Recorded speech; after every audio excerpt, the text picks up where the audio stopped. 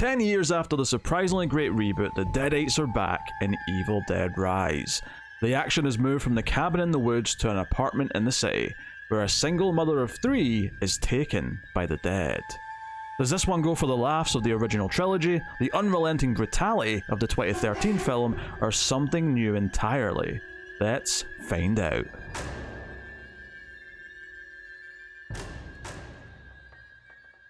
Welcome everyone to Screams After Midnight. I am Peter, and joining me as always is Tim. Hey, come get some. Oh, all right, okay. Very jovial. We're here today to talk about Evil Dead Rise. That's right. We snuck in another recording, even though Tim's still technically on paternity leave. He will not be back full time for many months, but certainly a few months. But much like Scream 6, we have snuck in a little extra recording for Evil Dead Rise. I mean, you tried to keep me from going to see a new Evil Dead movie. Yeah, somehow you saw this release day, which is very impressive with a newborn around the house. Let's just say there's a couple of pillows under some blankets and a little recording of me snoozing. Very good.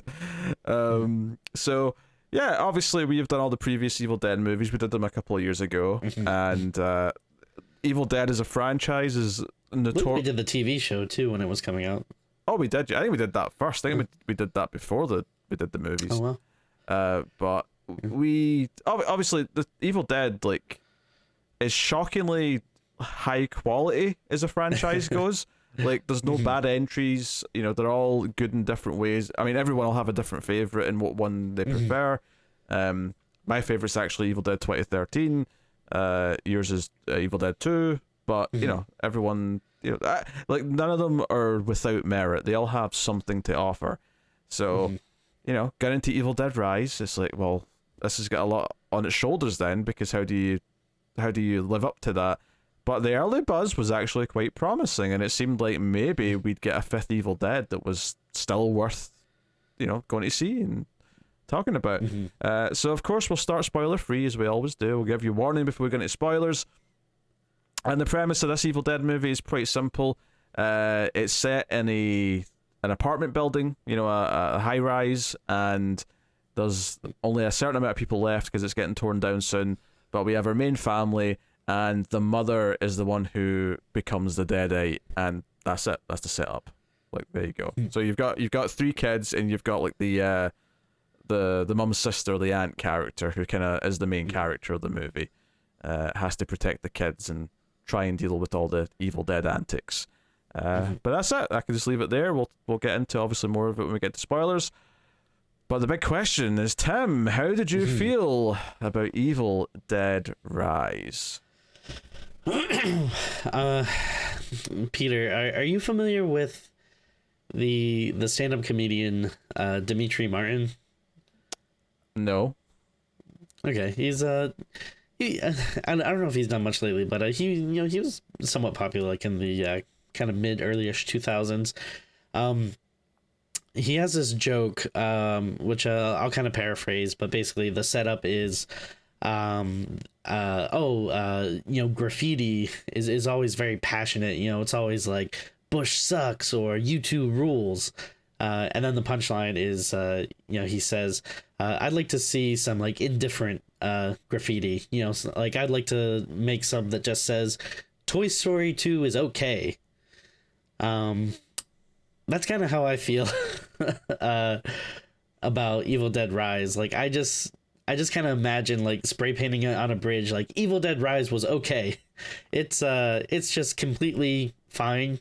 Yeah, it's if this was a movie by any other name, like if it was just called Scary Apartment, I probably would have been like, oh wow, you know what, this Scary Apartment kind of came out of nowhere. That's not too bad. But as such, that's not the case. The Scary Apartment snuck up on you, did it? Yeah. This is a bit behind, like, but no, I mean, this is we're living in the era of IP, and so we can't really just look at these by themselves. If we're looking at something that's part of the franchise, I kind of have to measure it as to if it's living up to the franchise, if it is the kind of movie that I think belongs to this franchise. And the problem with it is it doesn't really, I feel like, go all the way for what I want for an Evil Dead movie. Like, obviously, the kind of original trilogy is so very much the Bruce Campbell show, but we're past that. I know we're not gonna be coming back to that, so you have to let Bruce go. And without him, you gotta think like, okay, well, what is Evil Dead? Is it a franchise about these books? Like, what is kind of the tone and stuff are we going for? And I think there's like a couple different ways that you can do Evil Dead stuff. You have like the early movie, which I think is very like creepy, and has like a lot of like good gore and that kind of stuff. And I feel like the 2013 movie just kind of took that and amped it up all the way, and I feel like that kind of set a precedent for it as being like a very intense, kind of shocking, very bloody, gruesome franchise, which I feel like this is trying to ape a little bit more than the other entries. But then you also have like Evil Dead 2. I think is very much known for being this kind of darkly mix of humor and violence and gore and stuff. So it has this kind of manic goofiness to it, and I can see this movie trying to incorporate all those kind of stuffs, but it all just feels kind of half-assed and not really going all the way. Like, it doesn't feel as manic or funny as Evil Dead 2, and it doesn't feel as intense or making me wince as much as like the 2013 movie. What is this? I just got an error message about Adobe Creative Cloud. Does that have anything to do with? No. Okay. All right. I just want to make sure that's not going to mess up the recording. Just as long as just the sound waves still appearing, you're good. But it's nothing to do with that. Yeah, you're okay. fine. So essentially, Such an old man. So I guess to wrap up my point, I probably sound like I'm being a little negative. Like, the characters are fine. There's some good set pieces. There's some good like gore.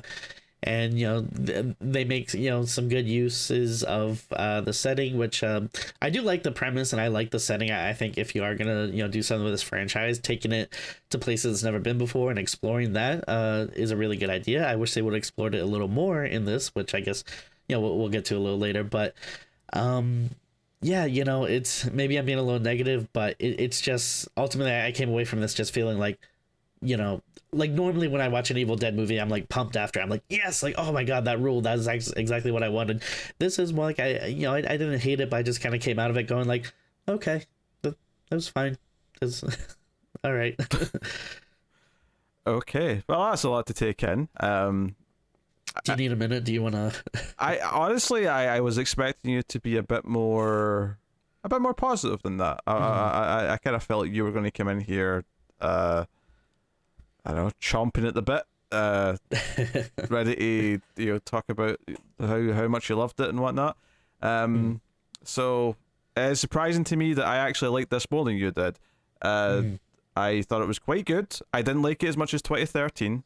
2013 is still my favorite, and not that this is second necessarily, but I think it's the easy one to compare it to because of the two modern non-Bruce Campbell Sam Raimi movies. They're this new era, even though they're 10 years apart, they still feel kind of connected in a weird way. And there are some spoilery things I want to talk about that I do think connects all the movies bizarrely. It's not a big thing, but there is a little bit of connective tissue that I think is worth discussing. But I liked the setting. I liked the high-rise building. I thought it made for a different kind of vibe.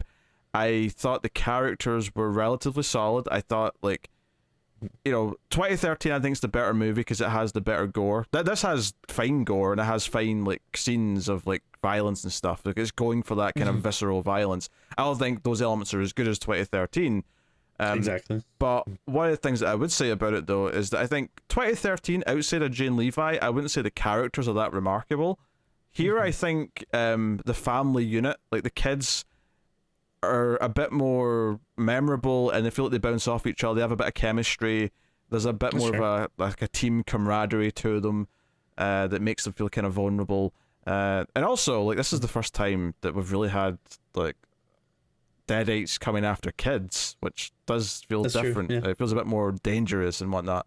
There's a supporting cast of characters in the building that they kind of uses in an interesting way, which again we can't really talk about till spoilers. But I thought there was an interesting sort of, like, they're building up these different neighbors that are still in the building, and like how we kind of use them throughout the story. I thought was good. And then the thing that I really liked about it actually is something that the last movie also did, is that it sort of put its own slice of mythology into it. And it made for kind of an interesting third act, which I don't want to even allude to what I'm talking about, but I really liked that. Okay, I'll say I know what you're talking about, and I do agree that I like that part quite a bit. I thought that was really cool. Because that's something Evil Dead 2013 also did, this thing where it kind of added its own little bit of the mythology onto it, where the Deadite stuff is building up to something, and then that sort of is how that movie kind of wraps up, is it's like, oh no, it was all about leading to this. And I always thought that was a really cool addition because it gave it a bit more purpose, and it sort of almost like a video game was kind of building up to like a final boss in a weird way. And I think this actually kind of does its own spin on that same idea, which is pretty cool. Much like a DJ would spin some records. I feel like the son character, what's his name? He's Danny. He's into DJ, and he's got turntables and speakers and shit. And I feel like the only reason they gave him this character trait is because obviously he's going to have the record to play at one point. And well, some people do collect vinyl. Not everyone has a record player in their house anymore. So I felt like that was just a quick explanation. This is why there's like a turntable just at the ready. It's like, I mean, it's such a ludicrous notion that I guess maybe I guess I won't say exactly what happens. Keep it in your pants, Tim. Come on. Yeah, it's not too spoilery, but I'll just say, I think it is kind of like a funny notion, maybe how like the pages I guess get read, or how the evil gets resurrected in this. Like, it's kind of like silly and goofy, but I kind of liked it. Yeah, I was into this. I like it. It's difficult to kind of do a ranking of the franchise and slot it in. I mean, it sounds like for you this is probably just last place. It is, but like I feel like that makes it sound like I hated it. Like I didn't hate it. It's just like, all the other ones for me are like, they're almost all 10s, and then this like, I won't get into my score, but I mean, obviously it's not like this is a 0 or anything. Like, it's just like it's hard to compare the other ones because I love them so much. It's and again, I'm just saying, like, it's fine. I thought it was okay. I definitely didn't hate it. Like, there were parts that I really liked about it, but then it just feels like one of those things where it's like, well, for every part that I really liked, there's also a little part that I'm like, there was definitely little things that I wasn't as into. It's not as fully like I'm not as fully enraptured in it as I was 2013, but but I will say though, this is not my least favorite of the franchise. It's not bottom. Wow. Which is not an insult to the thing that I'm going to say is bottom, because I think the standard's very high, but it's not bottom. Yeah. And then I think another, interesting lens to look at this as well is, the fact that this was supposed to come out last year on HBO, and I feel like it probably would have been a different viewing experience if we watched it last year, streaming and not really knowing much about it, versus then kind of taking it away, and and presumably the reason was because, oh no, like, we're actually gonna save this for theaters because it's like so good and getting such good like audience reaction and stuff. And then we had like months and months of like build up and hype, and you're hearing like all this like these good reviews and all this stuff. So again, I'd kind of wonder if I would have been a little more positive if this was just something that just popped up on HBO Max and you're like, oh wow, this is pretty good for a straight to streaming thing, versus just getting really hyped up and then finally seeing it like in theaters, like this like it's like this big deal thing. I mean, basically, what you're just saying is that it was a little overhyped for you. I mean, that's ultimately what you're saying with that. I mean, yeah, in some capacity. Because I when I was watching this, at no point did I feel this feels like a straight to streaming movie. It's directed like a proper movie. It looks good. It has a consistent style, and that's somewhat praised because this director Lee Cronin, I did not like his previous movie that I saw. Nor did I. Was it The Hole in the Ground? I want to say. Yeah. We were not into that at all.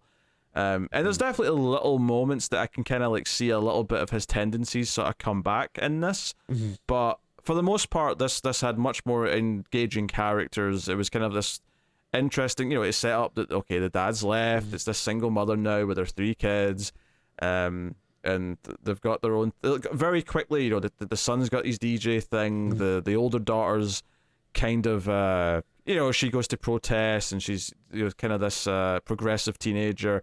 And then, the little sister's this, younger kid who's more innocent and kind of, adorable. And she's there to be the ultimate, like, character that's in danger. Yeah, and she does not at all sound New Zealand, which was great. Wait, what?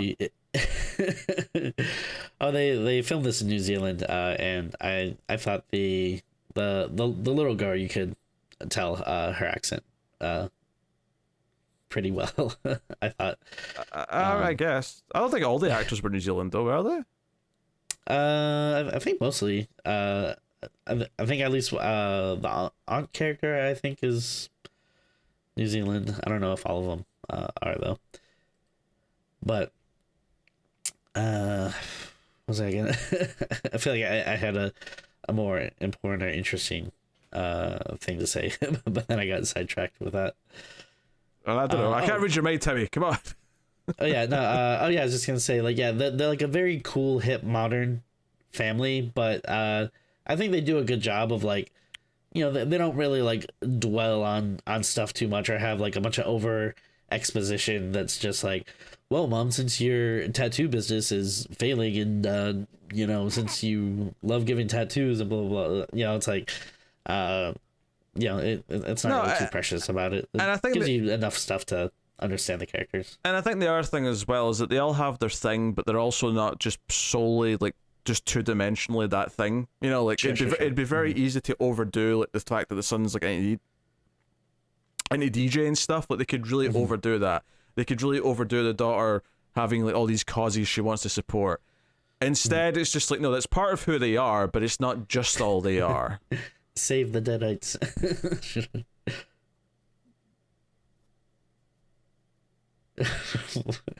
I'm just letting that joke die for a moment, if you don't mind. Just gonna let that just go there. So no, I mean, obviously it's. I think it also didn't shy away from part of what made 2013 work. It definitely tonally feels more similar to that than any of the other ones. And I think one of the things that I could have been worried about is if they were going to lean too much in maybe like more CG style effects. And obviously there's some CG, but it still feels like there's a lot of practical makeup effects and things like that. It doesn't feel like it's disregarded like how these movies are made with how this is done. Yeah, I listened to a couple of podcasts with the director Lee Cronin, and yeah, he seems like a pretty like cool guy. He definitely understood the assignment, and like, yeah, he mentions that a big deal about coming on board to the project was making sure that they could do as much practical stuff as possible. Which I mean, honestly, yeah, you kind of want for any movie, but I feel like, yeah, especially an Evil Dead movie, you don't want too much CGI ruining it. No, it would take away from it. Obviously there's a little bit here or there to help with specific things, but that's fine. And I don't really remember like too much about like the directing style of A Hole in the Ground, but I do like some of the little chops that he employs like here and there. Like there's stuff that I don't want to say it's like Raimi-esque, but like stuff that's kind of like, I don't know, like, oh, this feels like, yeah, like something I would see like in an Evil Dead movie. This like starting like close-ups and that kind of stuff that give it a nice touch. It's a bit more pulpy. I think, Hole in the Ground's a really drab story about, this mother and her kid, and he's slowly becoming possessed or replaced or something. I don't really remember the plot that much. I think it was like a changeling thing. Yeah. But it's a slow realization, her crying and like, oh, what's wrong with my boy? Whereas it's very slow and boring, like is what I remember from that movie. And then I don't think you could really say that about this movie. No, I think here it's very much roller coastery in its pacing. It's only 90 minutes. It sets up and it gives. If anything, it could have done maybe with a little bit more time to just get to know the family. Sure. But it does give you enough. It gives you just enough so that when things start hitting off, there's a bit of context. You care about the fact that this single mother's struggling, and now she's a deadite, and now her kids have to fear her, and they're not going to understand that right away. So all of that was good. And then I think another thing that I would say about this as well, and I think Evil Dead 2013 also had this, because Evil Dead 2013 had it's all an allegory for getting over drugs and addiction and what it does to the people around you and all that stuff. When we reviewed that, we spent a lot of time talking about that. I think this similarly has this through line throughout where it's all about motherhood and the fear of being a mother and the responsibilities and rising to the occasion because it's now something that you have to there's a lot of that throughout this, and that's a consistent theme throughout the whole thing. So that's where the rise comes from. Well, I guess we could probably give the spoiler warning and start talking about the movie in depth. I suppose just quickly, I should maybe mention the cast. It's just pretty strong. The main group, the kids are pretty solid. Maybe outside of the accent slipping on the young kid. They're fine. I give her a break. I mean, she's like a young kid, so I just thought it was kind of funny. But no, I mean they're all solid enough and likable enough. And then obviously. Yeah. Beth, who's very much the lead character, played by Lily Sullivan, she has to kind of carry her lion's share of the drama. But then alternatively, Ellie, the mother, who becomes the deadite, she has to obviously do the mother stuff early on. But once she becomes the deadite, it's this more over the top performance. If anything, she might be the most.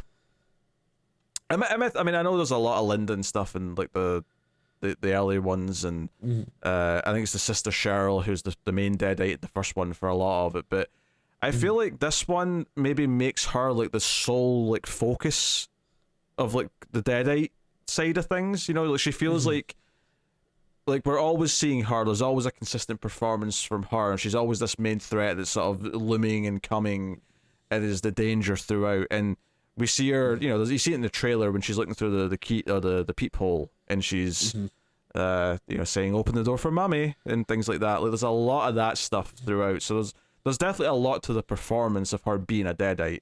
So and she's I definitely didn't have a problem with her. She's great. Really feels just loses herself in the role. It's a very good performance. Yeah. So the movie's very good. In terms of, for some reason, I'm feeling a bit harsh on it, but I would say the movie's very good. Not quite amazing, but very good. Yeah. As a regular movie, yes, very good. As when you have to, call it an Evil Dead movie, it's lacking a bit for me. It's better than Army of Darkness. I'm sorry, Tim. You're just gonna have to. I disagree, but I'm afraid I'm just going to have to break it to you. Yeah, spoilers then from this point on for Evil Dead Rise. You have been warned. So the movie has a prologue scene at a cabin by the lake, and I was not expecting this to, because at the end of this scene, we'll talk about what happens in it, but at the end of it says one day earlier, and it flashes back, and the whole movie takes place a day before this, and this I guess is obviously the reason why this exists is because they wanted to have a showcase at the start of saying, hey, we're going to build up the story after this, but we want to give you a little bit of the Evil Dead stuff first, just so you get in the mood. Here's some violence, here's some gore, here's some effects, enjoy it, and then you'll feel comfortable as we set up the main characters after this. But it did kind of feel weird because when it gets to the end of the movie and it has to be okay, and this is how it ties in with the rest of the story, it feels like just So like the connection at the end of the movie is so like, I don't know, just weak and whatever. But I mean, the scene at the start itself, I enjoyed the like what happens in it. Me too. Yeah, I thought it was a pretty strong opening. Yeah, like story wise, I mean, I agree. It is like very weirdly, loosely connected, and yeah, to the point where yeah, it is a little bit distracting because yeah, every now and again in the movie I'd be like, oh wait a minute, yeah, how is this going to like end up coming back to that? I mean, I never really thought about it during the movie. It was just at the end when it actually did it. You know, when it actually showed this character and like how she connects to like the opening bit. I was like, oh yeah, we have to do this, I guess. It feels like an afterthought now because it doesn't really matter. But yeah, it's just the Deadite stuff spread to another group through this one woman. But yeah, basically there's these two characters and like one mentions that the other girl's sick and her asshole boyfriend's like, I don't know what the hell's wrong with her. She can sleep it off and he's just wanting to play with his drone. And they do a little fake out here actually where we get like the classic Evil Dead shot going through the forest and it's like the opening titles are playing as it's doing it. But then the little reveal at the end is when it goes up to like the woman we see, the character that ends up being sort of the lead of this little mini film at the start. This is actually a drone that the asshole boyfriend's flying around. He's actually controlling this camera. That's a fun little trick. I like that. Yeah. Did you like the sort of the flashy opening titles as it was flying through the forest and we're going past the titles? I don't know. It felt like a little like, I don't know, like video gamey or something to me. Like I think a lot of this movie feels a little bit video gamey to me, and not in a bad way necessarily. But it's hard not to think of the ending as like a video game boss. Absolutely, yeah. No, I ain't that, but no, I mean that's all right. I thought this opening scene was pretty entertaining. I liked the it looked really nice. I mean, part of me was like, oh Jesus, I would love to spend a weekend here. This looks like a nice place. Like I love I don't know, the cabin just looked weird. Like there was like already this kind of off-putting like kind of creepiness to it, just because I don't know, it's not like something I'm used to seeing, and it did feel like very isolated. And then we should point out this is not the cabin from Evil Dead. This is just that it's a very different shape. It's just a cabin by the lake. And then like I thought it was like it felt like a very classic Evil Dead scene when she was trying to comfort. I think she said it was her cousin.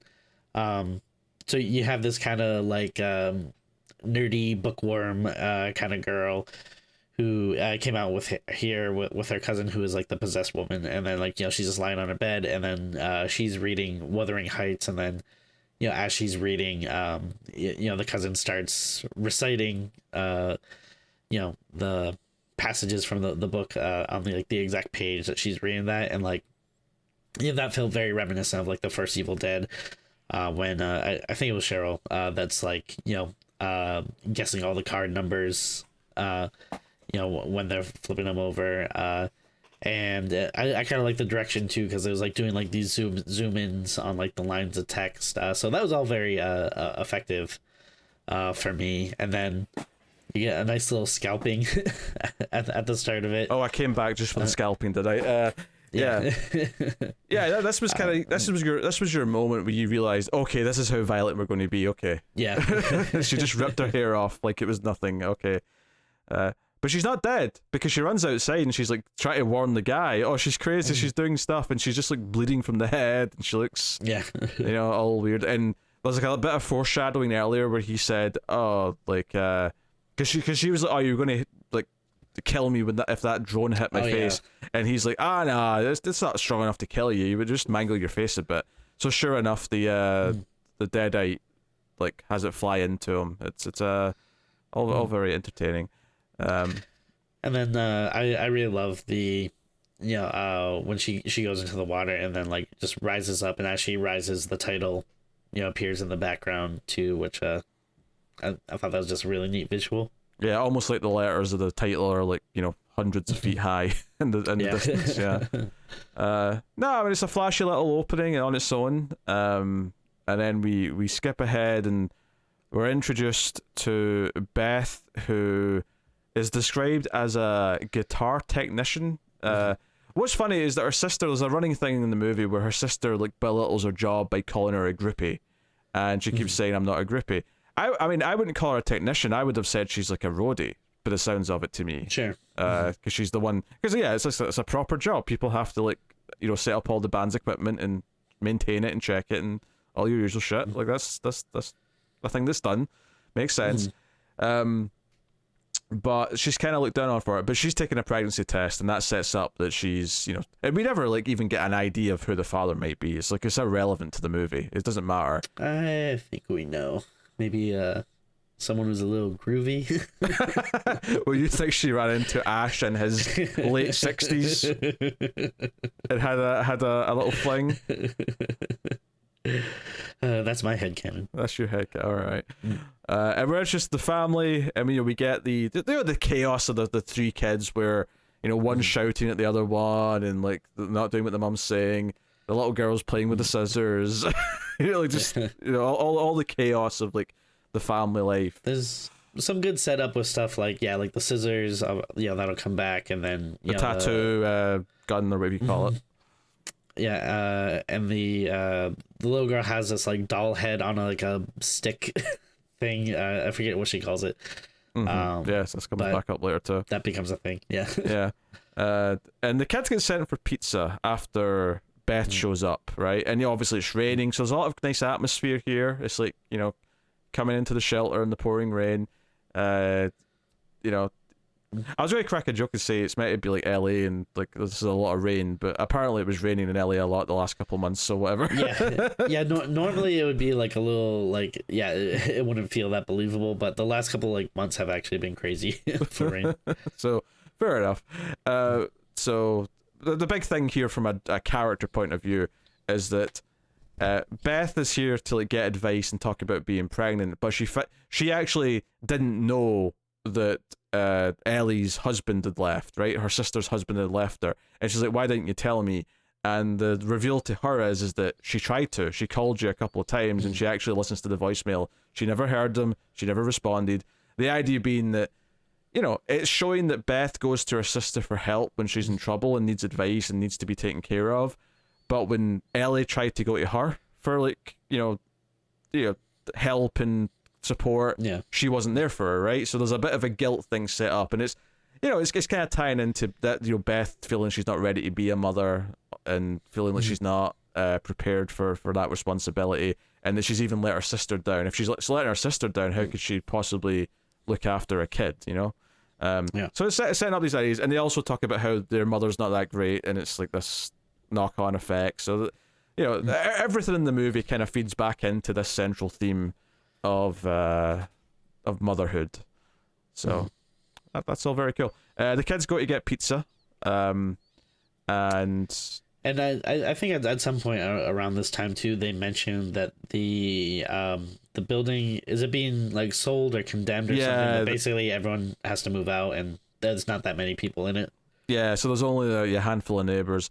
There's like one set of kids, like this teenage boy comes to the door and that tries to ask the older sister Bridget to like come by because, hey, we're watching all the Freddy movies, and the little kid that's with him goes, even the shitty ones, and the teenage guy's like, there is no shitty ones, and I'm like, no, listen to the kid, he's right, there is a couple of shitty ones, all right? Technically no, there's one shitty one, but I wouldn't say there's shitty ones. Actually, I guess if you're including the remake. Yeah, I was going to say, if you're including the remake, there's at least two. Okay.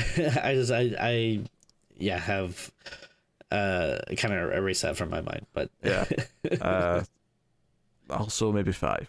But that's no. We can't relitigate this, but I mean we came to the conclusion that 5 is good. No, we didn't. No, we came to no such conclusion. How dare you? Another movie about motherhood. So there you go. There's Piss off. Connection. Piss off. It's a dream child. It's all about a woman, about to have a baby.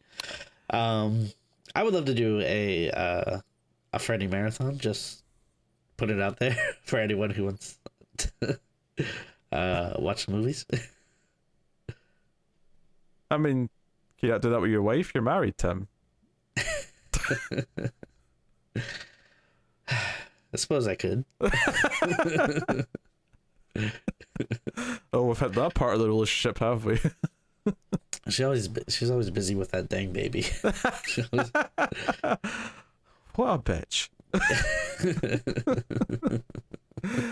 Oh dear. Okay, so Tim's looking for a Freddy date with anyone who wants to get in touch. No, so But that is a nice nod, because there's always like, you know, in the earlier movies, there's kind of like a back and forth with Wes Craven and Sam Raimi, where yeah. you know, would they have, it wasn't Nightmare on Elm Street, they had like a Hills Have Eyes poster. It was Hills Have Eyes poster, yeah. It's almost partially, you can see like it's like half ripped, but you can tell what it is if you know what it is. Yeah. And then obviously Nightmare on Elm Street, they're watching is it Evil Dead she's watching Nightmare on Elm Street? It must be. God, I forget. There's an Evil Dead reference. I forget if they're watching it or they're. I think she's watching. But... Yeah, it must be, because Sam Raimi hadn't done anything else big enough to reference. Yeah. So I think it must have been Evil Dead. Yeah. But that's a nice way to have like a nod without just having like the poster or something and then just like redoing it, you know. Yeah, it's not gratuitous, because the point of the scene is to introduce these neighbors, and this is just what they're here to like ask her for. It's just, you know, it's not super in the way. So yeah, you get that. But anyways, there's an earthquake, right? And they drop the pizza. I know you must have been heartbroken. Oh, to be honest, it was a bit messy, but it still looked perfectly edible. I don't know why they didn't just still take it up, but oh yeah, I still would have picked it up. Maybe like, you know, the one or two pieces that were like, you know, stuck to the roof and have the cheese slide off are not good, but yeah, the rest were you know, seemed perfectly edible. And of course, this is probably one of the biggest Easter eggs. I don't know if you caught it on the pizza. Oh, I you know, I forgot what it is, but I noticed it was something. Yes, go on. Oh yeah.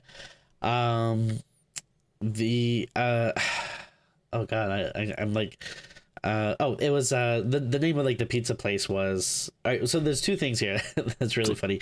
So the name of the pizza place was Henrietta's Pizza. So obviously, yeah, that, you know, there's a big reference to Henrietta from, you know, Evil Dead 2. So I saw that, and then I missed this part. It wasn't that I was thinking of then. I think it was the wood chipper truck that I'm thinking of then that I noticed. Okay, yeah, there's a little nod to that too. But then so I didn't notice when I watched it in the theater, but then I heard someone say on a podcast that if you you know, if you're still looking at the pizza box, even though it was like real quick, but I guess like, you know, it's Henrietta's Pizza, and then they have like the slogan on it, which is "Come get some," which like makes it really funny then, because that just means like, you know, at the end when she has that big line that she's just quoting the pizza box.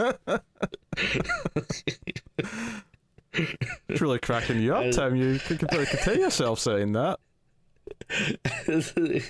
I mean, it's so, I don't know, it's so goofy. I think that's really funny. But okay, I mean, whatever though. Very nice, you know, fun Easter egg. Yeah. What was the name of the so it's, there's the neighbor who's introduced, and the reference that he's got tools. So it's obviously his like gardening truck with the wood chipper in it, but. It's got a chainsaw on the side, but there's a name in that as well that I'm sure is a reference. It was Fonda Tree Service or something like that. Okay, I could have swore I saw like a name that was like an obvious reference. Well, I mean, Bridget Fonda was in Army of Darkness, and like she was like the Linda in the flashback. So it's an obscure reference, but it is a little bit of a reference, I would say. Okay. What's funny though, I noticed, I didn't notice that though until the end of the movie when they're back in this area, because there was a point where I was thinking in the movie, okay, I feel like there's probably going to be a chainsaw, because there's always a chainsaw, but where's it coming from? And then obviously you see this truck with a chainsaw on the side and the wood chipper, like I was like, oh okay, I guess it'll be in there. They did mention this guy had a truck with tools in it, so fair enough, you set it up, I can't complain too much. So Yeah, obviously the earthquake scares everyone and it makes a big crack. And they mentioned that this building used to be a bank before it got turned into an apartment building, which is a hell of a switcheroo, because like if this was all offices above a bank before, like converting that into apartments actually does feel like a lot of work. But I kind of loved this because it was very Resident Evil to me. It was because in Resident Evil 2, the police station was like converted from a museum, and that's why there's all this weird museumy stuff. This is what this movie. There's a restaurant. It's just a chain restaurant, but there's one that I've been to that's converted from a bank. So there's actually like a big vault door at the back of the restaurant, and it doesn't, there's nothing in it. But it's just like the vibe of like, oh, there's a big vault door there, right? Yeah. I've been to a place like that, like in Boston before. I think there was like a bar that was converted from a bank too. Yeah. But it's always kind of fun, because it just feels like so out of place. So actually, like, sorry. On you go. I mean, well, just another thing that makes it feel like doubly Resident Evil is that it's like, it's like a bank vault, so it's like converted from something, but then also it's like, a bank vault with a bunch of like weird, creepy stuff in it, finding the research and the obviously the Book of the Dead and the vinyl. There's stuff. Like a straight up coffin. which I mean, I don't really know exactly how like those like whatever, like your personal lock boxes and stuff work, but I'm like, can you just like straight up put a coffin in a bank? Like, I don't know if you can. I mean, maybe they have like a big one for people who want to put something like that in there, but maybe if it was like a special like bank for the church or something, like they had like their own special room or something. I don't know. Yeah. So. Yeah, the brother Danny goes down and he goes snooping and he finds this box of stuff and it looks kind of cool, so he takes it up with them, right? And the Necronomicon, when he was looking through, it's got all these like sketchy drawings that look kind of violent and bad. And his sister, Bridget, the older sister, is like, "Hey, I don't like this. You should put that back tomorrow. Like it's kind of creepy. Don't." And what, I want to give him. So we were kind of alluding to this earlier, but he plays the vinyl, and the vinyl's what actually has like the priest who's in all the research documents. Like he's the one actually reading from the book on the thing. So I want to say that this kid, well, I'd give him a bit of slack because he's a teenager, so he's meant to be. It's okay if he's a little dumb, but I want to point out that he's not actually dumb enough to read from the book. He just happens to play the vinyl without knowing what's on it, and lo and behold, obviously it starts the whole thing. That's how the Evil Dead rolls. Yeah, like before I went and saw this, I watched Evil Dead 2 and the 2013 one, and then while I do like the 2013 one quite a bit, it is like a little silly to me, like the way he just like recites the passages like from the book. But I mean, I like I like this, that it's like it makes sense. It's like, okay, he's like a DJ, so he's like, oh hey, cool, some old vinyl, maybe like there'll be something I like I understand that mindset of being like, oh, what if there's like something cool on here I can sample. And to his credit, like once it starts getting weird, he tries to stop it, but he can't. The supernatural forces take hold and stop him. And then the recording is kind of funny too. Like I don't remember it verbatim, but it was like just like one guy being like, hey, like, maybe we can use this Book of the Dead, and then just everyone like booing him. Like, just like imagine like, I don't know, someone in church being like, hey guys, I have found this book, and like everyone else just being like, oh, that's obviously satanic. What are you doing? Shut up, stop reading from it. Like so obviously this kicks everything off. There's a detail here. I don't know if it comes up in this scene or it comes up later on when they're talking about the book and the vinyl again, but one of the things on the recording is that it mentions that it's one of 3 volumes. And instantly my brain lit up. I was like, wait a minute, one of 3 volumes. Say, I mean, it's not much of a stretch to say that volume 1 is from the original trilogy, volume 2 is the 2013 movie, and volume 3 is the one in this movie. That's right, and I believe Lee Cronin confirmed that on at least one of the podcasts I was listening to. That's cool. And he said basically it went all the way back to Army of Darkness, where the scene when he goes to the cemetery and there's like 3 books there. Like that's where he got the idea. It was like, oh yeah, like that means that there's 3 books. Which, and something that I liked about this is that because when it was later on in the movie when it started setting up the final monster, if you will, right? I was thinking, this is interesting, it's doing something different, and for a split second I was like, but this feels like so different to what it was building up to in the last movie. But then I remembered the one of 3 volumes, and I went, yeah, what if each book has a different like thing that it's trying to summon, or a different thing that it's trying to build up to? So all of a sudden I was like, oh, okay, you know what? Each book's got its own thing. Like each book, they all use deadites, they all have similar kind of powers, but they're all building to something different. Okay. Yeah, very cool idea. Yeah, I like that. I'm into it. Mythology's starting to cook. I'm feeling it. All right. So no, that's cool. So sure enough, the mother, Ellie, gets grabbed in the elevator, much like the trees in the first movie. She gets grabbed by the wrists and the feet, and they didn't actually do the up the wazoo, if you will. Yeah. But she has kind of held in a similar way as the force goes into her, and it makes it super threatening, because when she comes back into the apartment and she's acting kind of weird, like no one knows they should be scared of her yet, but you're kind of waiting for that first moment of her, because at first she's just kind of like stoic, she's quiet, she looks sick and hurt, but then obviously the creepy stuff starts to happen, and she starts acting strange, she starts going to hurt people, she starts jumping up to the ceiling and saying crazy stuff, and knowing that her sister's pregnant and saying, and like, it was a couple of days ago I saw it now, so I can't remember some of the exact lines, but there's a line about her opening her legs for someone, talking about that awful thing that's growing inside you, all that kind of stuff. But yeah, obviously the kids all get scared, and it really does feel like all hell breaks loose in this apartment. Like in this one little apartment, there's just all this stuff going on. And she's so hurt that they go to like a neighbor to like, because they actually think she's dead for a little while. Like she's sick for a little bit, and then it seems like she dies, and they think she's dead, and they're going to like get help from the neighbors to take her to the hospital or whatever. But then she's dead, and it's like, oh shit. Well, and then everyone's all morose, and like Beth's like worried that she now has to take after look after 3 kids, and like and all that stuff. I'm not sure if this is at the time that they find out that, like, obviously the elevator is broken, and then like when they go to like look at the stairs are all like mutilated and very reminiscent of like the first 2 Evil Dead movies with the bridge and stuff. Yeah, I think that's around this period. Honestly, like a lot of this stuff starts to like fudge together, because it is like so much that happens so quickly. And once she actually does, like, because there's a creepy moment where she sort of sits up in the bed and she wakes up, and then that's I think when she starts properly attacking everyone. And it's actually, I think, Bridget who gets like the first like real bad injury. She gets is it a tattoo gun to the eye she gets? Gun? Yeah, like.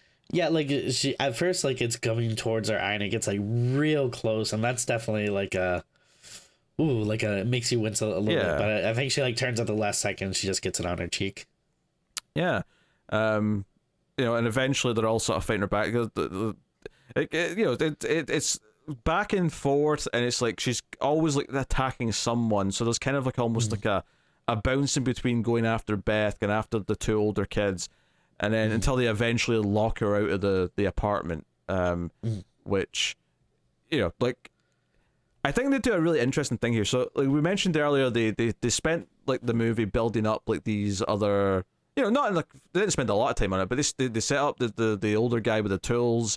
They set up this neighbor who's like just a friendly guy who's kind of younger, and they set up these 2 like this teenage boy and like his little brother. So they set up all these like sort of side characters who are in the building, right? And they do something very interesting here, which is they actually kill them all off in basically one scene.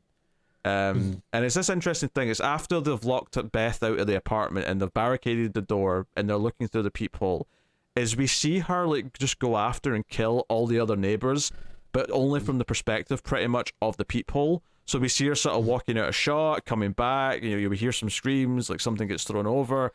The little kid just gets like thrown against the wall. Yeah, I mean we do see a little bit of it because obviously they're trying to fight her for a little bit, and we see she pulls out the younger guy's eye, like the adult guy's eye, and then spits it into the teenager's mouth, and he starts to choke on that. So yeah, Another callback to Evil Dead 2. Yeah, fun to be had. And the old guy brings a shotgun out at one point, which becomes a factor later when Beth grabs it. But yeah, there is a bit of a time where they're just barricaded in this apartment and they can't do anything. There's no phones, the power's out, they can't go anywhere. Yeah. So a couple of things. Well, one, I'm a little mixed because on the one hand, I think this this scene through the peephole is I thought it was great. Like I thought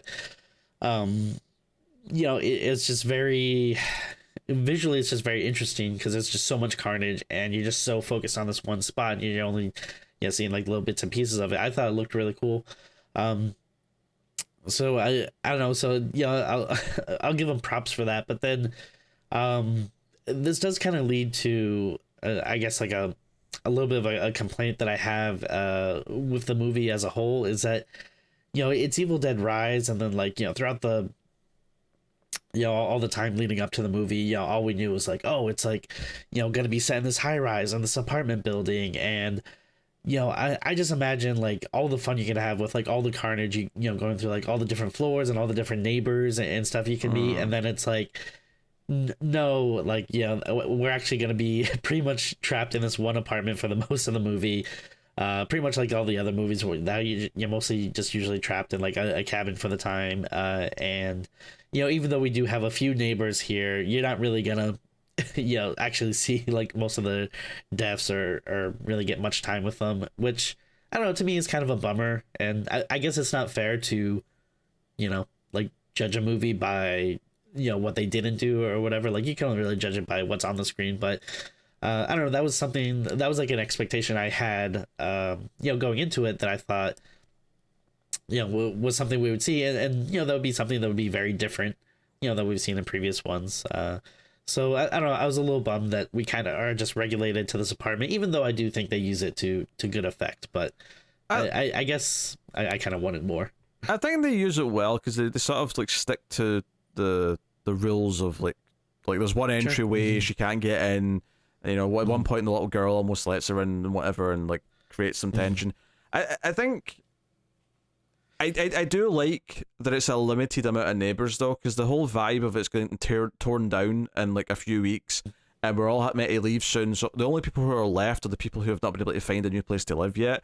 It gives it a bit of atmosphere. There's a bit of a sort of vibe to that, where it's like, it's same like Assault on Precinct 13, where the station's being decommissioned, so it's just a couple of cops that are there with a receptionist, and there's no one else there to help.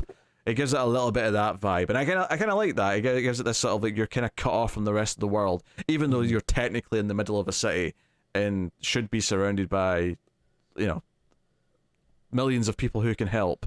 They can't. So I kind of dug that. Yeah. And then obviously, the whole thing with like, the phones are down, there's no reception or and stuff and whatnot. But yeah, I mean, the Deadites cut the power. That's just it's what they do. So and then the movie slows down a little bit, and the teenage boy Danny lets like. There's a little bit of an explanation of how they get the speaker system working without electricity. She just knows how to rig it up with some batteries, but whatever. But she listens to the rest of the vinyl. She figures that hears that dismemberment was the only way that they eventually ended this like horrible nightmare that's been described on the recording. She's looking at the book, blah blah blah, and but as she's doing this and she's got the headphones on, this is when the Deadite stuff is spreading through the others, and what's her name? Bridget, the older sister, is like starting to turn because it's a little subtle thing, and I don't know if it's suggesting that literally it spreads with blood, but there's a moment where when her mum's attacking her, she sort of like stabs herself with a tattoo gun a little bit first, and then like stabs her, almost as if to say, even though that would make much sense because there's no way Beth doesn't swallow a lot of like the Deadite blood at the end. Not a chance. But yeah, probably the most cringy scene might be her eating the glass. Oof, yeah. Her being Bridget in the kitchen, and then fights her brother, and he's basically fighting for his life. And there is kind of this thing where, like, because he fesses up, and because they're both of them are trying to protect their little sister, so when she turns and he's then trying to protect his little sister, there's always this thing where you feel kind of bad for them, because they're kind of they're not unlikable characters. They're trying to do the right thing regardless of any of their dumb teenager, character traits. Like, they're always trying to protect the little one, or they're always whatever. Like, they're solid enough and dependable enough that you do feel bad that they're having to go through this. But I do appreciate that this movie does not pull its punches and does, like, effectively kill at least the teenage characters, not the little girl maybe, but the teenagers get it. And I was pretty surprised because, like, I, early on, like, Bridget to me kind of felt like the character they were exploring the most. So I thought, like, she would be kind of the main character or someone that survives. So the fact that she's, like, other than the mom, is kind of like the first one to go deadite, was a little surprising to me. And like you said, I'm glad that, they don't, like, didn't really shy away or pull their punches or anything like that. The glass scene was very gnarly. And then I think, like, once they start fighting, is that when they have the cheese grater scene? I think so. This is when she gets the cheese grater to the leg. I gotta say, I was kind of disappointed by it, because, like, they really, like, hyped that up in the trailer, and then, like, maybe it's just one of those online things. Actually, I think that was earlier, because I'm pretty sure it's... Was with the mum? Because she I think she bandages it, and she's got a bandage on for, like, the last half of the movie, so it must have been earlier, yeah.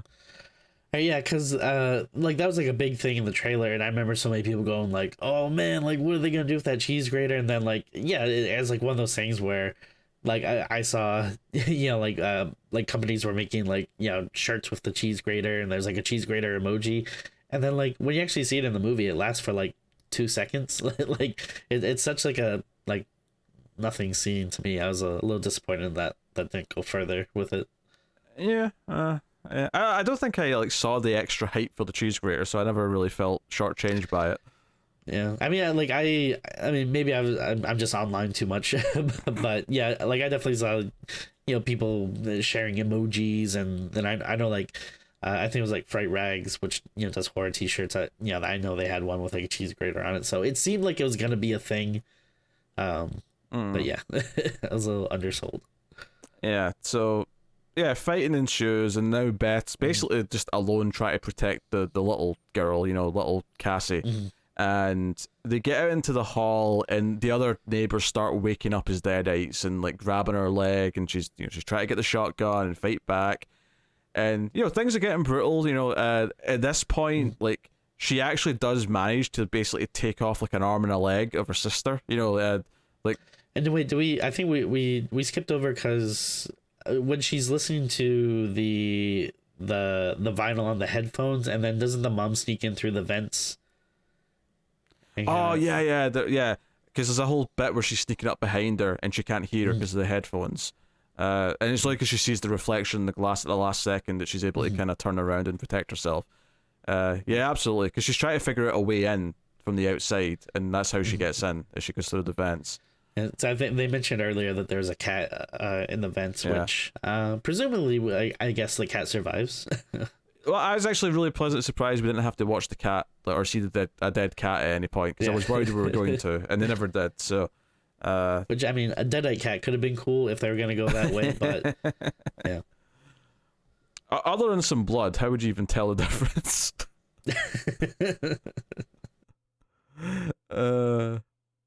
Anyway, so that's how the fighting properly kicks off again, with Beth and Ellie. But yeah, so Ellie actually ends up losing, like, an arm and, like a leg, I think, at this point. And that's where we start to, like, form, like, our final boss, which is that the kids and some of the neighbors start to, like, merge with her. And it reminds me a lot, there's a monster in the first Evil Within that's very similar looking to, like, what is made here. But it's, it's like, she's at the center of it, but there's a lot of extra arms and legs just kind of sticking out. But they shoot this really well, because, Beth gets down to the parking garage with young Cassie, and they're hiding, and there's, like, a segment where this thing comes down the elevator, and they're, like, hiding around a car, and you just see a couple of the legs, like, walking slowly, and you see, like, little bits of it. It's it's a little bit of time before they do the full reveal. And what I really liked about this is that much like the demonic like thing that shows up at the end of Evil Dead 2013, it felt like no, this is like an extra cool boss fight at the end after everything else, where she's going to have to try and survive against this thing. And you know, if anything, like as much as like I appreciate that it's Evil Dead, so it's fitting to have a chainsaw. At the same time, I almost felt like maybe we've done this too many times now with the chainsaw. Maybe it would have actually been more because you've already got the wood chipper. I think shoving her into the wood chipper and then having it rain the blood because the blood's coming out of the wood chipper is actually that's already an inventive way of doing the blood rain again. Because last time it was literally just was raining blood. Here it's coming from the wood chipper, and that's fine. But not that I'm mad that the chainsaw was there, but it kind of felt like oh, okay, I guess we have to shoehorn in a chainsaw when it didn't really feel like she did that much with it, comparatively. Because Mia in 2013 had that great moment at the end where she just sticks it into her face, Yeah, and obviously since they're like in a cabin, it's more believable that a chainsaw would be there. Yeah, I mean they did enough to justify it. They had a character who clearly does the work that would require a chainsaw. That's why it's in his truck. That's true. But and she's got the shotgun, so she's got the key weapons of Ash. She's got the key Evil Dead weapons, which seems to be a consistent thing that they're going for every time. But the sequence is a lot of fun. It's the sort of thing where, like, I was really into the setup of the movie. I loved the setting, and I loved the sort of the build up of the first, Deadite stuff. And then it slowed down a little bit, and I was, I wasn't maybe as keeping the pacing for me as much as Evil Dead 2013 did. But then it ramped up again, and then just when I thought maybe, this is good, but I don't know if I really, really love it yet. And then this monster at the end was like, okay, you're tipping me back over into there's I think Evil 2013 is better as a whole than this movie, and I like the violent stuff in it more, and how the violent stuff shot. It's got an extra bit of edge to it or something. It just feels better. But here, there's like a lot of great things. There's a lot of great individual things and elements that sort of make up a really fun movie, which is the setting, the likable family characters, obviously the violent moments are still pretty fun, even if they're not as good as 2013. And I do really love this final boss of all these arms and legs, and like her being this final monstrous thing that's just like unhuman in so many ways. It's literally the entire family coming after her, all fused together. And it's nice that it's a nice callback to like earlier. Like I think one of the early things she says when she first becomes a Deadite is like something along the lines of like, "Oh, I wish like I could just stitch you all up and put you inside me, or like stitch us together so we could be a family together forever." Like something like very weird and creepy and off-putting like that. So then it's nice that that ends up actually being a thing that she does. Yeah, again, it's a bit of foreshadowing, much like the drone line at the start. There's a few things like that pay off later. So it's a relatively strong structure of a script, and things pay off. It makes you like the characters enough so that things matter. I don't think I ever quite liked anyone as much as I like Mia. I mean, not that I love Mia right from the get-go in Evil Dead 2013. She's kind of, by design, she starts off as this drug addict who's like struggling to like get through anything, but she becomes like a great character by the end. She becomes this badass. Sure. Yeah. Whereas here Beth is kind of like she is pretty cool. Like but she's almost like already kind of cool. She's already got this kind of like punk rock kind of like vibe and attitude, and then the whole point of the movie is that she's accepting responsibility and becoming more of a mother figure, right? But it's almost less of it's not a zero to hero kind of thing in the same way that I think Mia is, where it's like she's the vulnerable one who's struggling to do anything, but she finds strength and being able to like sort of like weather the storm of everything that happens to her. So they're both doing their own thing, which I think ultimately is why this franchise is still working as well as it is that this is different to 2013, and 2013 is different to the Ash movies. So for sure, yeah, because like I mean, Ash is like so pivotal to those early movies, but I mean, obviously, yeah, Bruce Campbell can't do that role forever, and it's one of those things where it's kind of cursed because yeah, it's like who would you get to if you're gonna like keep that character around, but like get a different actor? It's like yeah, people would just riot like you can't do that. So yeah, how do you keep it going forward? And then I think yeah, what these movies have proven is that yeah, as much as we love the character of Ash, you don't need him for an Evil Dead movie. And No. yeah, they've these both did a good job of I think like showcasing that. Yeah. So yeah, and there's some fun stuff at the end where, again, it felt like a stealth video game moment where they try to just escape, but then they've got like a a metal shutter that they can open with a key. Oh yeah. Just to get in and out of the car park. And it sticks a little bit and it starts going up and they're trying to make their way over there and the monster gets to them before they can get out. Like all that stuff is super fun. It's just a really fun like inventive sequence of like dealing with the monster, which felt right out of something like Evil Within or maybe even like a Silent Hill type monster as well. Oh, totally. You know, there's definitely those vibes there, which is funny because obviously all these things were inspired by movies like the Evil Dead movies. It's interesting that now we've kind of we've flipped around on it, where now the video games are inspiring the new movies. But that's just something that happens sometime. Art influences art, which influences art, I guess, is how you describe that. So yeah, the movie ends. It's dawn outside, and Beth's covered in blood, and she's got little Cassie who survived. She it's got that Ripley and Newt kind of thing, right? She's sort of taking her niece in. Although I think if you're really cynical, you could sort of say that maybe inside she's thinking, "Oh, I'm glad the other two died though, because like I'm going to have 2 kids to take care of. I was not ready for 4."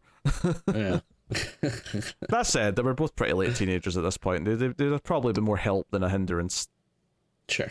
except maybe financially. Obviously, feeding them's going to be a big deal, but they can babysit. They can look after the little sister. I'm sure they'll adjust to a life on the road. Yeah. I doubt she's going to keep doing the same job. She's going to settle down, Well, we'll see. What's kind of cool too is like, I mean, I know it's been a while for the 2013 Evil Dead, but like, and I think like Bruce Campbell actually just maybe in the last day or two like teased that they'd like to do more Evil Dead movies, like like maybe like just kind of do like one-off stories like this like every couple of years. But what's kind of cool though is like if you wanted to, you can keep doing like one-off stories, but then also like if there's ones that really hit, like you could do like Evil Dead Rise 2 or like even if you want to go back to 2013 and do a sequel to that, even though it's quite some time now, but like who knows, like it could always have like sequels within sequels, which could be interesting. I mean, that's the thing. Everyone called Evil Dead 2013 a remake when it was coming out because it was called Evil Dead. But honestly, like there was actually plans at one point to maybe do a Mia and Ash like movie. Yeah. So obviously it's more of a sequel. And this movie just kind of confirms, these all take place in the same universe. It's just, they're just separate stories set in the same world. And if they ever do want to do any kind of like crossover amongst them, then cool. Like. And it's like, obviously, like, as much as it's been 10 years since Evil Dead 2013, it's not like, Jane Levi has went from being 20 to 30. She's still, like, she's still young. Like, it's not like she's too old to play the part. Like, I don't think we would ever see, like, a sequel to that, but it is one of those ones where, like, when you're checking horror sites, every now and again, you'll see, like, some rumor come up where, like, oh, like, they were asked at a press conference and they said, like, hey, never, doubt it. She's not completely divorced from the property. I don't know if you saw the photos of, like, her meeting up with the actresses in this, and then also... Oh, no. An actress from the first Evil Dead, and an actress from the second... I think it's the Linda from the second Evil Dead, and then maybe Cheryl from the first one, or maybe... I think it was that, but it was, like, those two, the two adults from this one and Jane Levi were hanging out, and there's some photos of them, next to like an Evil Dead Rise poster or whatever. Oh, that's cool. Yeah, no, it was a sweet thing to see. So, there was like it was like they were doing like it was like a Ladies of Evil Dead kind of thing, but nice. Yeah, it's cool. It's kind of interesting in a movie franchise that was once known for Ash, who is this cheesy, ultra, like, goofball male hero, that these two newer films have kind of, like, given way to a more, like, no, this is, like, the badass female franchise now. This is your Ellen Ripley franchise now, effectively, with these badasses. And that's kind of interesting that they pivoted like that.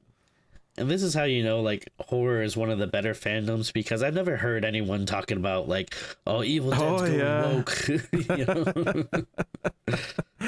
That's true. That's true. Although, I mean, maybe the main character in the next one will be gay or something, and then we'll raise a storm and we'll be disappointed in people. But yeah, no, you're right. I mean, I'm not saying it's a perfect fandom, but I feel like, you know, when you compare it to, like, video games and comic books, you know, it's not as bad. Just in the last couple of days, Horizon Forbidden West got DLC that had a little bit of a gay thing in it, and it's getting review bombed on Metacritic for oh dear lord, for, I don't know, ruining the planet or something. I don't know. It's trying to push their Horizon agenda on us. Yeah, bunch of gamers with a capital G. So,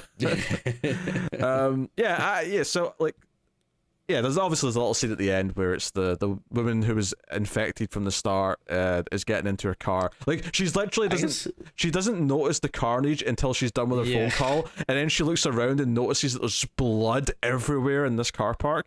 Which I think she said something like supposedly she was in the apartment the whole or a apartment. Yeah, I'm going to assume she was on a different floor. At the very least, she was maybe on the, because I think we're on, like, the 6th floor or something with that. So maybe she was on the 2nd floor, whatever. But although one little weird nitpick to this is she's going to pick up her cousin, you know, the bookworm character at the start. She's going to pick her up, right? But she gets the you know, the end of the Evil Dead moment where the camera comes up to her like Ash, right? She goes and picks up her cousin when she's already infected with the deadite. Like, that's so she's driving a car. Yeah, that's kind of weird. And I thought the same thing. I was like, I mean, you just can't think about it too hard. I mean, it's not a big deal, but it's just something that occurred to me. But no. Yeah, no, I think, honestly, the movie's, like, the fact that the 5th movie, after the miraculous 4th movie, ended up being my favourite, the fact that this is as good as it is, with fun moments, a fun third act that I really loved, nice, strong characters, a likeable family unit, you know, the kids weren't annoying, like, all of these things are, like, just make up a good movie to me. And I love the setting and the tone. You know, it's the rainy night, there's not many people left in the building, like, all that stuff. It felt like a movie from a different era, in all the right ways. So the only thing that really comes down to, I guess, between this and 2013 is, I think Fede Alvarez is a better director and handles especially the moments with the gore and the violence better. And I do like the finale in that even more than this one. But I do like this one a lot, and I like that it's very different to the last one, even though there's still the Rain of Blood and there's still some similarities that you can, you know, compare between them. But I had a great time. So it's a shame that you're not as enthusiastic, Tim. No, I mean, you know, again, it's you know, I don't think it's bad at all. I think it is a good time. At the movies, I just wasn't as high. Like, you know, there was a lot of stuff that worked for me, but I don't know. I think at the end of the day, my big thing is just, like, more. Like, I just wanted more. Show me more. You know, explore some stuff more. You know, but yeah, I mean, it's not bad. Like, a lot of it, you know, works. Yeah, it just wasn't like oh my god, I'm blown away. But a little thing I just thought of is that at the start of the movie, when Beth is, like, doing her pregnancy test and she's in the bathroom at this, like, rock concert, and there's like another roadie or whatever is, like, banging on the door saying, "Hey, we're looking for this guitar, blah blah blah." It kind of sets up this idea that she's already kind of a mother to her crew because they're kind of incompetent, and she's like, "It's exactly where I said it was 2 hours ago," and he's like, "Oh, okay, all right, I'll get on it, boss." Like, it already sets up that she's already kind of being a mother to these other adults who are basically her kids. Sure. Which also kind of makes some sense because she's like doing this in her mid to late 30s, and like Probably, yeah. this other guy and probably a lot of the other people doing this job are all like 22 or whatever. So yeah. I don't know. It maybe says something. She's already more like qualified for this than she thinks she is, even though obviously it's a big thing to her, Yeah. So, so one big scene though we didn't even really mention was like the elevator, like when they're going down and it's filling with blood. Oh yeah. That's the problem with doing these theater releases and the way I record for a few days is that my mind seems to skip over things. Yeah, when they're also, on the way it's down. a movie with like a lot of set pieces too, so sometimes it's easy to forget, like, because there's so much going on. Yeah, it's also because it's all set in one location. They do kind of blur together without like I can't really take notes in the movie theater. So when they're on their way down to the car park, they like the elevator starts filling with blood so they're basically swimming and trying to hold their breath, and we get kind of the Shining moment when it gets to the bottom and it opens and all the blood comes pouring out. That's fun though, because I think I read something like how many gallons of fake blood they used on the movie. And more blood the better. Yeah. Oh yeah. And especially like when you're getting towards the end, and then you just want the characters as drenched as much as possible. Oh yeah, Beth is just drenched head to toe in blood. Like she's got that. Yeah, that's the other interesting thing is that it's interesting that they chose these characters that they did. They chose a mom and her sister who's also of like that age, this sort of late mid 30s age, because it's very different. Again, like it's funny because I think they're both older than Jane Levi, and that's because they've went with a different focus. They didn't go for this college age set of characters. They went for a family with more mature parents, which again makes it feel a little bit different when everything starts kicking off, right? There's more of a protection side to things when stuff starts kicking off because the adult in the room who is more mature has to look after the kids, and so like these things all make it feel different. It's not just doing like it's using the Deadite rule book, but it's doing these different things with different characters in a different location. So basically what I'm saying is give us Evil Dead 6 in a space station. That's all I'm saying. I mean, I would be into it. I would not.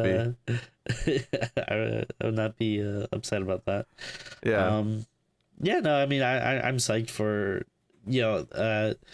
again, like I think it's a very solid franchise. Like even though I was a little more down on this one, again, I still don't think it's bad. Which means, we have a series here with 5 movies now that each one has been pretty good. Like the batting average, especially when you compare it to other franchises, is pretty damn high, if not the highest maybe. Well, let's compare for a moment to other number 5s. Halloween 5, shit. Nightmare on Elm Street 5, shit. No, I disagree with that. Friday the 13th 5, pretty weak. Not as like, although Friday the 13th one where it bounces back, and I actually really like 7 and 8. So 6 and 7 and 8 actually. Oh yeah, I mean after it, but 5 I'm not crazy. 5's a bit weak. Chucky, again, Chucky actually gets good again, but see that Chucky's kind of the weakest one, I would say. Saw 5. I mean, that's just you're just going down shit creek at that point. There's not a lot to. Final Destination 5 I actually kind of like more than some of the other ones. It's not a good movie per se, but for entertainment's sake, there's some stuff there. Hellraiser 5, absolute trash. Horrible. Yeah. We've not done Children of the Corn yet, but I've got a feeling that Children of the Corn 5 is not going to be very good, Tim.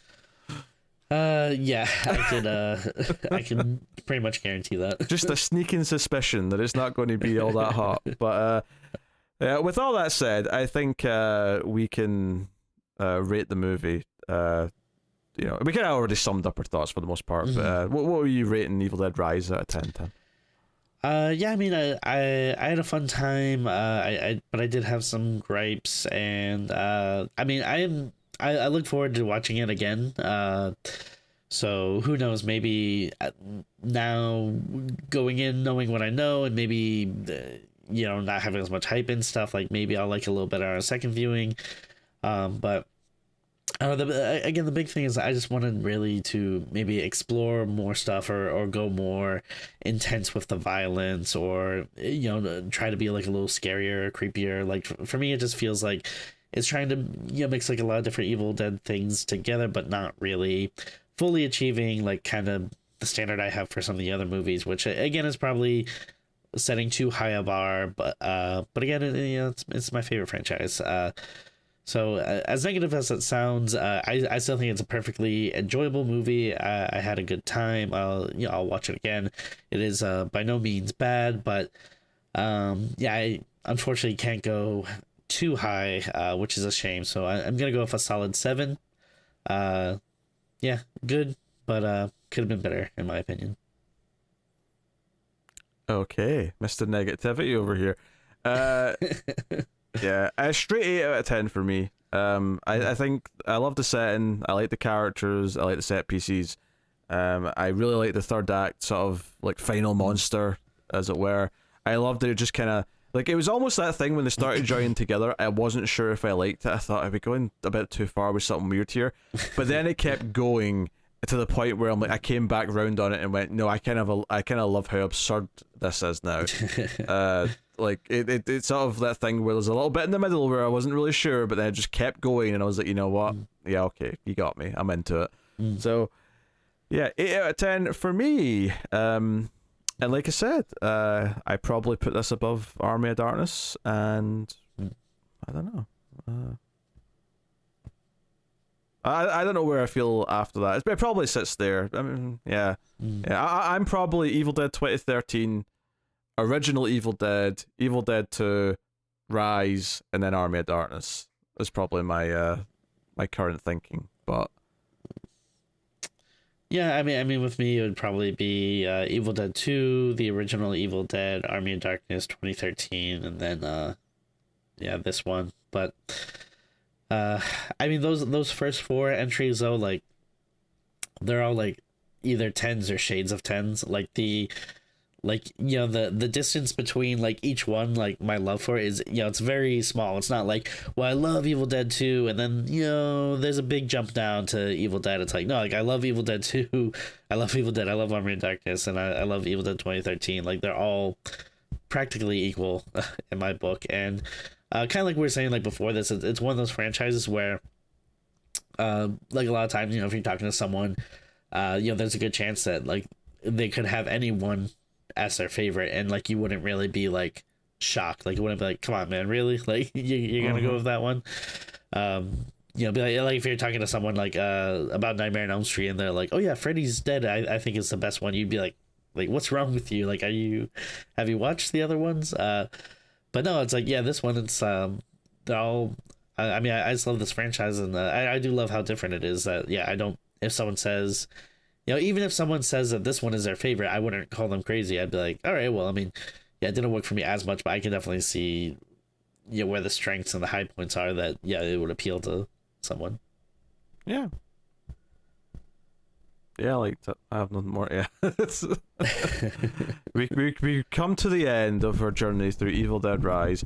I think it's a good time. I think it's worth seeing in the movies. So if you have sat through all the spoilers for some reason and haven't seen it, go check it out. It is a fun time at the movies, and is one of the few movies I've seen this year that weren't like 2.5 hours long. So credit for that. I appreciate that. Yeah. I mean, it ended up being about 2.5 hours with the trailers, but at least the movie itself wasn't that long. Oh, just trying to say that there needs to be a law where we just limit how many trailers we have for a movie. Aye, sorry, I was dealing with a cat pulling out cables. Anyway, that is the only time that it works is like if you're running like really late, if you're like 20 minutes late to the movie, but then like you're like, well, there's gonna be 40 minutes of trailer, so I think I'll be okay. Okay, well, let's wrap this up. I don't care about your complaint, Tim. It's fine. We can wrap this up. To your manager. This has been Screams After Midnight. Shut up. This has been Screams After Midnight. You can, of course, support all the content over at patreon.com/MailPlusTV and get some bonuses for your trouble. Obviously, the Screams bonuses are on pause while Tim's on paternity leave, but when he is back at full capacity, There'll be a bonus episode every month. There'll be even more streams every month at the $3 and $5 tiers respectively, and you can get bonuses for the other movie shows. There's Collector's Cut and the Atomic Cinema Experiment. So go and have a look and see if you're interested in supporting the content and keeping it all coming. Guys on Twitter at Screams After Midnight. You can like, subscribe, ding the bell for notifications. All those things are free. You can help us out that way if you want. But that is the show. So thank you very much for joining us. We appreciate it. We don't know when we'll be recording our next episode, but we have tons of episodes that we've already recorded that will be going out over the next few months. So look forward to those. The first Exorcist has already went out. All the sequels and prequels are coming. So we're caught up for the new one coming out in October. So look forward to that, everyone. Because The Exorcist 2 was a slog. So you better enjoy the review. So thank you very much for joining us, everyone. We'll see you next time. Keep watching scary movies. Goodbye.